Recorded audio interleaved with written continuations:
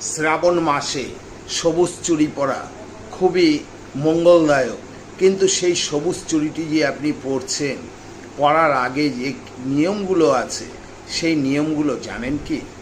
আপনি শ্রাবণ মাসে সবুজ চুড়ি পরলে এবং সবুজ চুড়ি যদি দান করেন, তাহলে মা পার্বতী এবং শিবের আশীর্বাদ আপনার প্রাপ্ত হয়।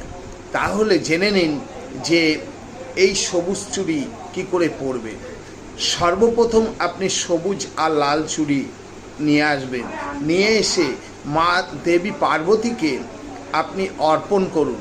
অর্পণ করার পরে একদিন দেবী পার্বতীর নামে রেখে তারপরে সেই চুড়িটি আপনি পরুন। দেখবেন তাতে আপনার সংসারে সুখ সমৃদ্ধি এবং আর্থিক কষ্ট দূর হবে। মা শিব পার্বতীর আশীর্বাদ